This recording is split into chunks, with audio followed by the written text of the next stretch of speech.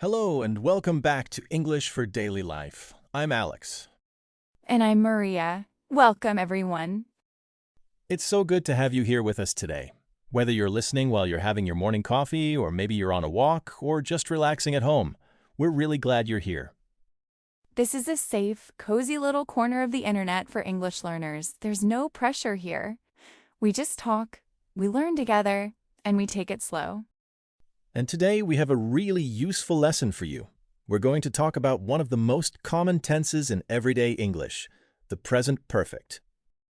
And we're going to use it to do something very natural and very practical to talk about your day. Something you do every single day.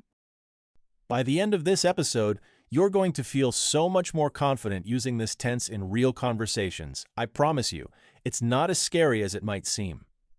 And if this is your first time here, welcome!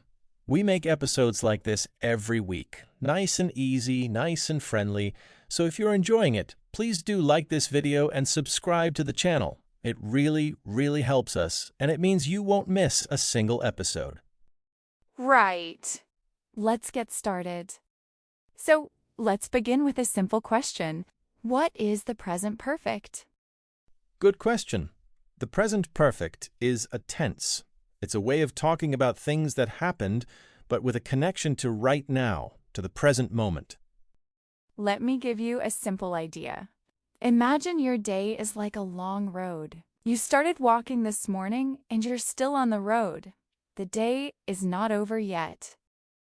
Everything that has happened so far today, all the things you've done, all the things you've experienced, that's exactly what we use the present perfect for. The day is not finished, so we don't use the simple past. We use the present perfect because there's a connection between the past and now. For example, instead of saying, I finished my lunch, in present perfect, you say, I finished my lunch. It sounds more natural, more connected to this moment. And that's really the key idea. The day isn't over. So we use present perfect. Beautiful, right? Very beautiful. Now let's look at how we actually build this tense. So we use have with I, you, we, they, and has with he, she, it. Exactly. And in spoken English, we almost always use contractions. So instead of I have, we say I've. Instead of she has, we say she's. It just sounds more natural and more fluent. You'll hear us using contractions a lot today. I've, you've, we've, she's, he's, haven't, hasn't. These are the forms you'll hear every day in real English. Now, there is one part of the structure that sometimes confuses learners, and that's the past participle. What is a past participle? Let's keep this very simple. A past participle is just a special form of a verb. It's the form we use in the present perfect. It's not complicated. You just need to know which form to use. There are two types of verbs. Regular verbs are easy. They usually just add ed at the end. And the past participle looks exactly like the simple past. So, for example, finish becomes finished. Work becomes worked. Walk becomes walked. Easy. But then there are irregular verbs, and these are a little different. They don't follow the ed rule. You just have to learn them. But don't worry, the most common ones you'll pick up naturally over time. For example, eat becomes eaten. Go becomes gone. Do becomes done. Have becomes had. Don't try to learn all the irregular verbs at once. Just focus on the ones you use most often. You'll build your list naturally. Exactly. Okay, now let's look at the whiteboard. Let's see the three main forms of present perfect together. So here we have the three forms. Affirmative, when we say something happened. Negative, when we say something has not happened. And interrogative, when we ask a question. You can pause the video here and copy this down if you'd like. It's a great reference to have in your notebook. Now let's look at a few simple examples. Let's imagine it's the middle of the day and you're telling someone about your day so far. You could say, I've had a busy day. The day isn't over, but so far it's been busy. Or maybe, I've just finished my lunch. Just, it happened very recently, very natural. Or, I've answered some emails. Or, I haven't taken a break yet. Yet, it hasn't happened, but maybe it will. And for questions, have you talked to your manager today? Or has she called you back? And one more beautiful example.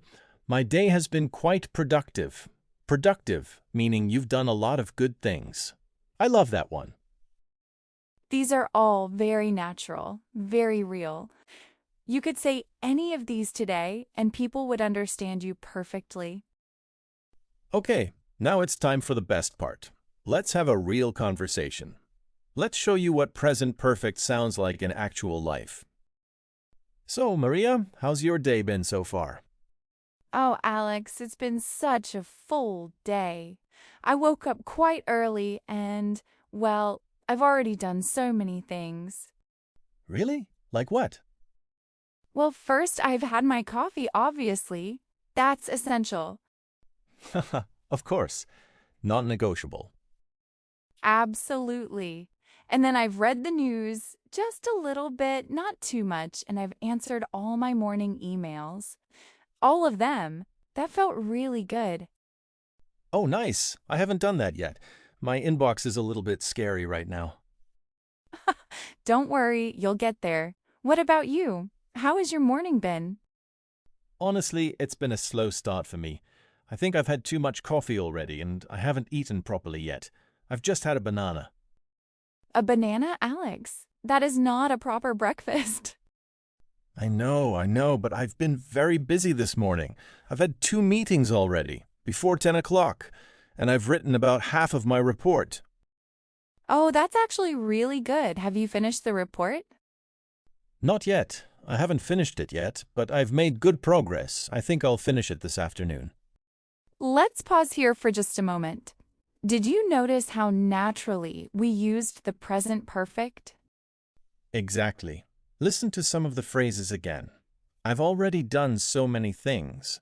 The word already is very common with present perfect. It means something happened sooner than expected or before now.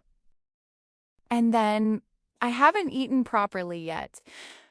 The word yet is also very common with present perfect negative sentences. It means something hasn't happened up to now, but it probably will. And notice the question, have you finished the report? We bring the word have to the front of the sentence to make it a question. Simple. These little words are so helpful. They make your sentences sound very natural and very fluent in English. Okay, let's continue our conversation. We've got a lot more to share about our day. So, I actually have a question for you, Alex. Have you had lunch yet? Actually, I've just had lunch, just now, before we started filming. I finally had something more than a banana. Good. What have you had? Haha, good catch. I've had a soup and some bread. Very simple, but very nice. That sounds lovely. I haven't had lunch yet. I'm going to have it after we finish filming. I'm looking forward to it.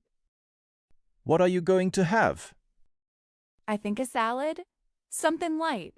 I've eaten quite a lot this week, a lot of big meals, so today I want something simple. That sounds very sensible. So, what else has happened in your day today? Anything interesting?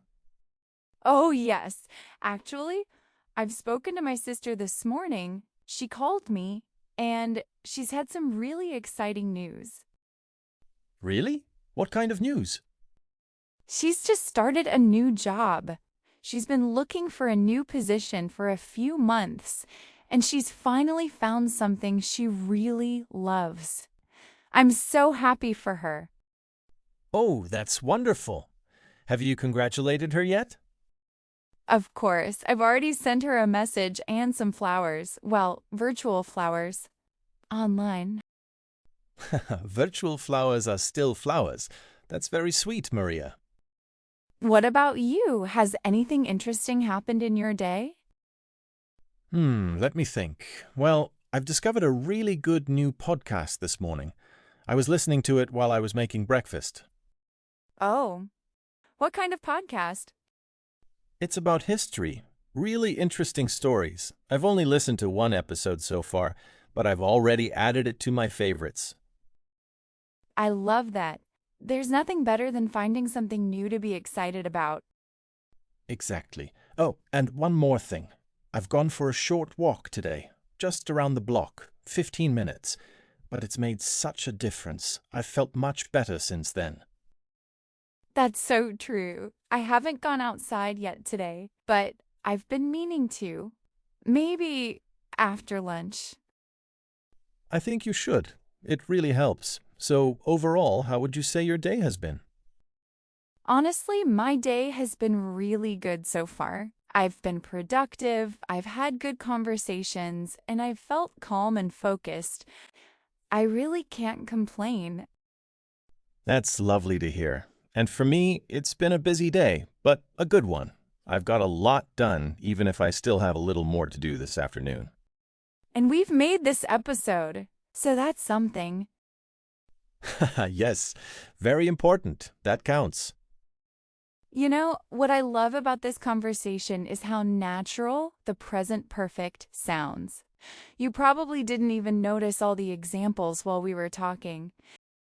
That's the goal. When you learn a language well, the grammar just flows. You don't have to think about it. It just comes out naturally. And you're building that every single day just by listening and practicing. So keep going. You're doing brilliantly. Let's do a quick, gentle recap of what we've covered today.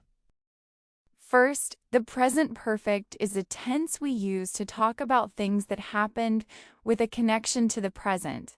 We especially use it to talk about our day because the day is still not over. The structure is subject plus have or has plus past participle. The past participle for regular verbs ends in ed. For irregular verbs like eat, go, do, you need to learn the special form. We use contractions in natural speech. I've, she's, haven't, hasn't, and we often use words like already, yet, just, today, and so far with present perfect. And most importantly, you can use all of this today. Right now, talk about your morning, your afternoon, your day so far, in English. The more you use it, the more natural it feels. And you've already taken a great step today just by being here and listening. And that's a wrap for today's episode of English for Daily Life. Thank you so much for spending this time with us. We really do mean that. Every single listener means the world to us. You make this channel worth making.